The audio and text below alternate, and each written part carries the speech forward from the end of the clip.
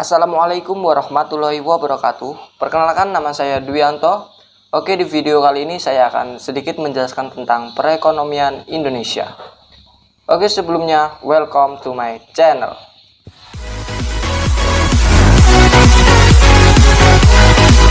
Oke, langsung saja kita masuk ke materinya. Ekonomi internasional. A. Pengertian ekonomi internasional. Ekonomi internasional merupakan salah satu cabang dari ilmu ekonomi yang pada pembelajaran ini dibahas serta dipelajari dan juga melakukan penganalisaan mengenai transaksi dan permasalahan-permasalahan dalam ekonomi internasional itu sendiri. Yang salah satunya adalah kegiatan ekspor dan impor. Selain itu, perdagangan dan urusan keuangan serta moneter sekaligus organisasi ekonomi milik pemerintah maupun non-pemerintah memiliki jalinan interaksi antara negara juga merupakan bagian dari ekonomi internasional. Pengertian ekonomi mikro. Karena dianggap sebagai salah satu cabang dari ekonomi yang ada, maka permasalahan yang timbul dalam kenyataannya tidak memiliki perbedaan yang jauh dengan permasalahan yang ada dari penerapan-penerapan ilmu ekonomi yang biasanya Anda ketahui. Salah satunya adalah perihal pemilihan produk dan kelangkaan produk baik barang atau jasa yang biasanya memiliki banyak permintaan dari kalangan masyarakat. C. Klarifikasi ekonomi internasional. Untuk itu, bagi Anda yang memang tertarik mengenai ekonomi internasional, ada beberapa hak yang perlu Anda ketahui mengenai beberapa karakteristik sehubungannya dengan ekonomi internasional berikut ini. Yang pertama, kondisi pasar yang terbuka atau yang dikenal sebagai liberasi pasar, serta banyaknya arus transfer uang yang semakin hari semakin canggih dengan teknologi yang semakin berkembang. B. Terus munculnya perusahaan yang sifatnya multinasional, di mana perusahaan ini membawa dampak ketergantungan secara ekonomi terhadap negara yang memiliki perusahaan tersebut. Yang ketiga, muncul dan timbulnya segala persaingan yang semakin hari semakin ketat antara beberapa negara serta perusahaan dalam jalannya untuk meningkatkan mutu produk, kinerja perusahaan, keefektifan, dan efisiensi kerja. Oke, yang D. Ruang lingkup ekonomi internasional. Ruang lingkup dari ekonomi internasional berikut ini adalah beberapa ruang lingkup yang dapat dijadikan pembagian berdasarkan sifat-sifat tertentu, yaitu 1. Teori dan kebijakan dalam perdagangan nasional. 2. Teori serta kebijakan dalam bidang keuangan dan juga moneter dunia internasional. 3. Pembentukan organisasi-organisasi dan unit kerja ekonomi internasional. 4. Berdirinya perusahaan-perusahaan multinasional. 5. Faktor penunjang ekonomi internasional. Beberapa faktor yang sekiranya dapat mendorong sebuah negara untuk menunjang kegiatan ekonomi internasional antara lain. Yang pertama, memiliki keinginan untuk dapat keuntungan yang tentunya agar dapat meningkatkan pendapatan negara. Yang kedua, memiliki kemampuan yang berbeda dalam bidang ilmu pengetahuan dan teknologi atau iptek untuk dapat mengelola sumber daya. Yang ketiga, memiliki kelebihan produk atau barang di dalam negeri sehingga melakukan ekonomi internasional merupakan hal yang tepat. Yang keempat, adanya perbedaan sumber daya alam, tenaga kerja, adat dan istiadat, iklim yang dimiliki suatu negara sehingga hasil atau jenis produksi yang dihasilkan antara negara satu dengan negara yang lainnya mengalami perbedaan. Yang kelima, terdapat era globalisasi di mana tiap satu negara tidak mungkin bisa hidup dengan sendirinya tanpa bantuan orang lain. Yang keenam, adanya kesamaan selera terhadap suatu barang atau jasa yang memang sedang model di zamannya. Lanjut. Yang ketujuh, adanya keinginan untuk dapat membuka suatu peluang kerjasama serta hubungan diplomatik yang dilakukan dengan masyarakat dari negara-negara lain. F. Tujuan ekonomi internasional. Tujuan daripada kegiatan ekonomi internasional yaitu untuk bisa meningkatkan kemakmuran suatu negara yang lebih baik untuk seluruh lapisan masyarakat. Nah, tujuan tersebut dapat diraih apabila terdapat berbagai macam kegiatan ekonomi internasional seperti contohnya ekspor, impor, perasuransian, perkreditan, investasi, dan bidang yang lainnya. Perbedaan cara ataupun sifat yang ada pada perdagangan di ekonomi internasional dan perdagangan yang dilakukan hanya dalam cakupan luar negeri disebabkan oleh beberapa hal sebagai berikut. Yang pertama, perbedaan hukum serta peraturan jual beli, peraturan bea, dan uang. Yang kedua, perbedaan adat istiadat, kebiasaan, keagamaan, musim, iklim, bahkan kondisi pasar lokal. Yang ketiga, perbedaan keadaan dan suasana politik, sosial, budaya, serta ekonomi dan kultural. Manfaat kegiatan ekonomi internasional. Berikut ini adalah beberapa manfaat yang dapat didapatkan dari adanya kegiatan ekonomi internasional, antara lain.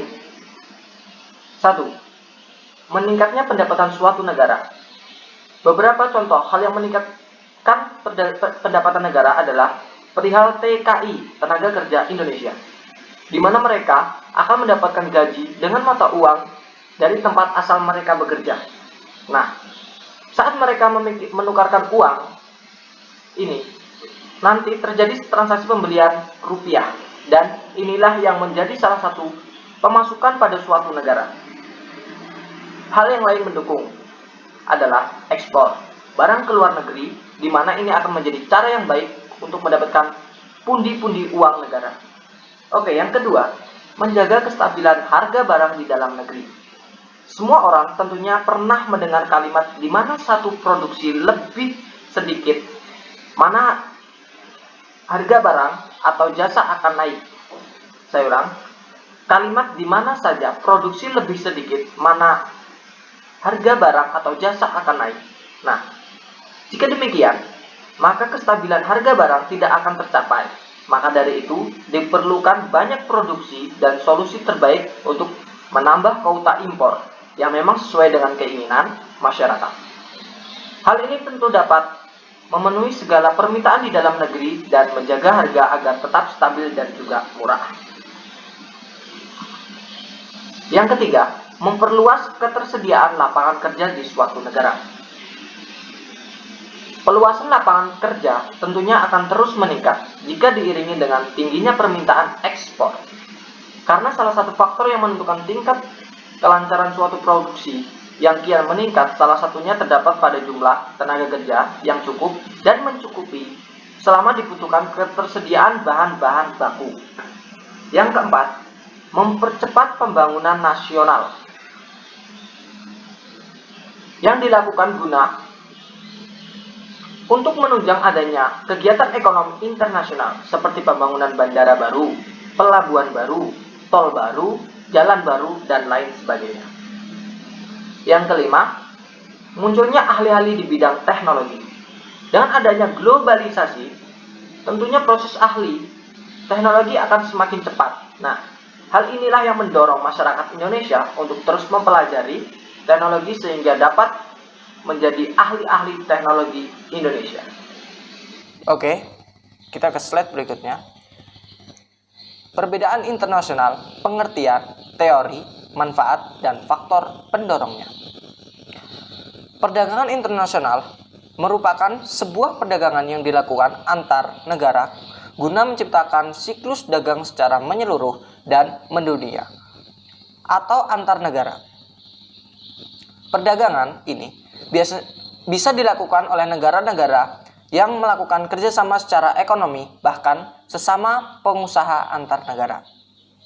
Latar belakang adanya perdagangan secara internasional ini karena tidak semua negara mampu memenuhi kebutuhan negaranya akan barang atau jasa. Oleh karena itu, perdagangan secara internasional ini menjadi penting dan memiliki manfaat antar negara, sehingga bisa memenuhi kebutuhan masyarakat. A. Pengertian perdagangan internasional. Dalam siklus yang terjadi pada perdagangan secara internasional ini tentunya melibatkan pemilik barang atau jasa yang akan menawarkan produknya dan pembeli. Namun, transaksi yang dilakukan tentu berdasarkan prosedur yang berlaku secara internasional. Misalnya saja ekspor. Investasi yang dilakukan dengan mendirikan pabrik di luar negaranya. Dalam artian yang sebenarnya antara sesama negara tidak melakukan perdagangan secara internasional, namun warga negaranya yang melakukan siklus dagang internasional, yaitu dengan mengadakan kerjasama, investasi, hingga penjualan barang dan jasa. Pelaku dagang internasional adalah warga negara, pemilik perusahaan, lembaga pemerintah, atau suatu organisasi dagang lainnya. Suatu masyarakat dalam negara tentunya membutuhkan barang atau jasa yang tidak ada di negara yang ditinggalinya. Dengan adanya perdagangan antar negara tentu memperlancar pemenuhan kebutuhan untuk warga di masing-masing negara yang melakukan perdagangan ini. Misalnya saja Indonesia membutuhkan mesin modern untuk pengelolaan sawah, maka negara luar menyediakan mesin tersebut. Atas dasar kebutuhan dan saling menguntungkan kedua belah pihak, tentunya perdagangan antara negara ini sangat membantu dan bermanfaat. Bagi negara yang membutuhkan barang atau jasa, sudah terbantu pemenuhan kebutuhannya. Dan bagi negara yang menawarkan barang serta jasa, juga mendapatkan keuntungan secara finansial dari negara lain. Inilah beberapa hal tentang perdagangan secara internasional yang bisa dipahami. Tentunya siklus dagang internasional ini terjadi karena ada teori yang mendasari dan acuan yang digunakan. Inilah yang perlu dipahami dalam dunia dagang internasional. B. Teori yang mendasari adanya perdagangan internasional. Ada dua hal yang perlu dipahami sebagai teori yang mendasari perdagangan secara internasional, yaitu teori tentang keunggulan mutlak dan teori keunggulan komparatif. Dengan penjelasan berikut. Yang pertama, teori keunggulan mutlak. Pada teori keunggulan mutlak dijelaskan bahwa perdagangan secara internasional akan memberikan keuntungan pada suatu negara. Dengan syarat negara yang melakukan produksi menetapkan harga lebih rendah dan dibandingkan dengan harga yang relatif ditetapkan di negara lain. Misalnya, produksi negara A menentukan 5 sabun per jam, sementara itu di negara B 2 sabun per jam. Kemudian untuk sampo negara A memproduksi 3 sampo per jam dan negara B 7 sampo per jam. Kenapa terjadi perbedaan? Karena di negara A terjadi efektivitas secara efisien produksi sabun. Berbeda dengan negara B yang kurang efektif, begitu sebaliknya untuk sampo. Negara B lebih aktif. Dengan adanya perbedaan produksi dan efektivitas antara negara, maka bisa dilakukan penukaran perdagangan secara internasional, yaitu dengan negara A membeli sampo negara B dan negara B membeli sabun di negara A. Akan terjadi keuntungan untuk dua negara jika negara A menjual sabun dan negara B menjual sampo. 2. Teori keunggulan komparatif. Adanya teori keunggulan komparatif, yaitu suatu negara tidak mempunyai keunggulan secara mutlak pada produksi barang. Pada suatu negara bisa melakukan perdagangan secara internasional, yaitu memilih barang yang paling efektif dan efisien untuk proses produksi. Pada contoh ini, misalnya, bahwa di negara A produksi sabun bisa 5 sabun per jam, sementara di negara B hanya 2 sabun per jam. Kemudian untuk sampo, negara A untuk sampo bisa menghasilkan 2 sampo per jam, dan negara B 2 sampo per jam. Bisa dikatakan sama-sama memiliki efisiensi.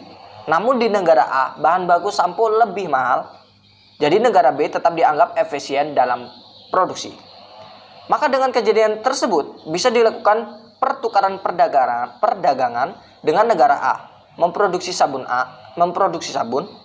sementara itu negara B memproduksi sampo. sehingga menjadi efektif dan efisien dalam produksi dan penjualan internasional guna mendapatkan keuntungan. Itulah penjelasan dari teori perdagangan secara internasional yang dilakukan antar negara. Berikutnya, bahwa perdagangan tersebut juga memiliki berbagai manfaat untuk kedua belah pihak negara yang melakukan kerjasama. C. Manfaat dari perdagangan internasional. Dengan melakukan perdagangan secara internasional, sudah pasti setiap negara akan mendapat manfaat yang benar. Berikut ini beberapa manfaat yang didapat dengan adanya perdagangan secara internasional. Yang pertama, terjadinya hubungan bilateral dan multilateral. Hubungan bilateral yaitu hubungan yang dilakukan antara dua negara tentunya saling menguntungkan dalam melakukan perdagangan secara internasional. Sementara itu, multilateral merupakan kerjasama antara berbagai negara tanpa adanya batas wilayah sehingga jangkauan bisa luas ke seluruh dunia. Yang kedua, saling bantu secara cepat.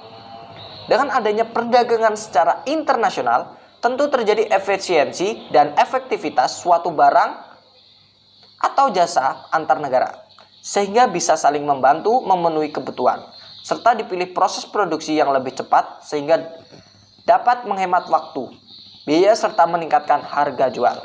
Yang ketiga, meningkatkan kesejahteraan suatu negara.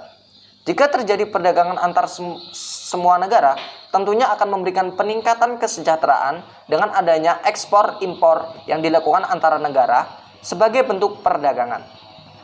Maka, suatu negara bisa mendapatkan keuntungan dan masyarakat pun merasakan efek dari perdagangan secara internasional tersebut. Yang keempat, keuntungan internal dan eksternal. Keuntungan secara internal tentu bisa dirasakan oleh negara yang bersangkutan. Sementara eksternalnya adalah dirasakan oleh negara lain yang terlibat di dalamnya, sehingga dalam sebuah perdagangan terjadi hal yang saling menguntungkan satu sama lain. Yang kelima, memperluas kesempatan kerja. Dengan dibuka seluas-luasnya perdagangan secara internasional akan berpengaruh pada kebutuhan akan pekerja, sehingga akan tercipta kesempatan lapangan kerja baru bagi negara tersebut guna mempercepat proses produksi. Maka lapangan kerja semakin luas dengan adanya perdagangan secara internasional. Inilah beberapa manfaat yang didapatkan dari perdagangan secara internasional. Hal ini juga dipengaruhi oleh faktor pendorong yang ada. D. Faktor pendorong dari perdagangan internasional. Ada beberapa faktor pendorong dari perdagangan secara internasional. Faktor pendorong tersebut sangat dipengaruhi oleh hal berikut ini. 1. Adanya sumber daya alam.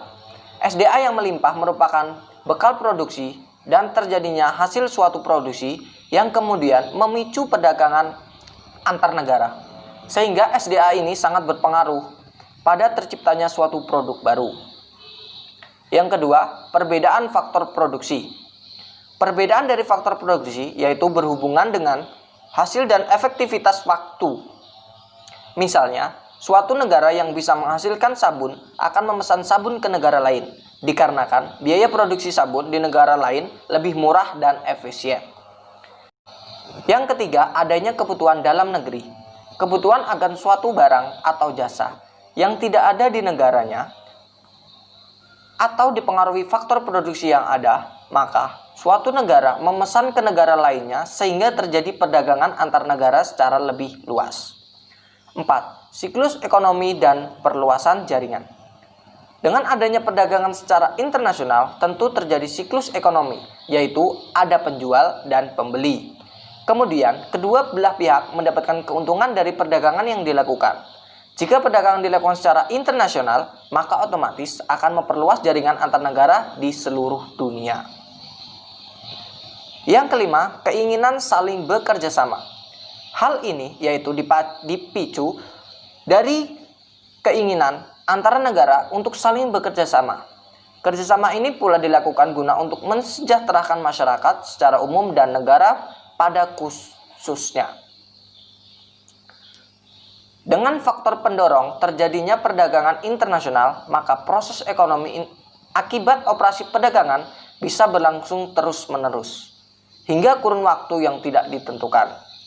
Bahkan akan semakin meluas dan efektif dalam menjalankan perdagangan antar negara. Dari penjelasan yang sudah saya jelaskan tadi, kita bisa tarik kesimpulan. Itulah pembahasan lengkap mengenai perdagangan internasional yang menciptakan kesejahteraan serta keuntungan bagi banyak negara yang melakukannya. Perdagangan ini juga menciptakan siklus ekonomi serta perluasan jaringan ke seluruh negara di dunia.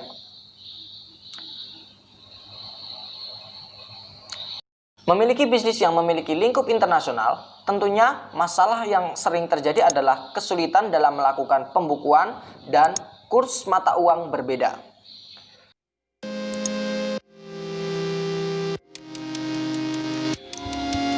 Oke, buat kalian semua yang sudah menonton video ini, semoga dapat membantu dan bermanfaat buat kita semua. Oke, buat kalian semua, terima kasih dan sampai jumpa.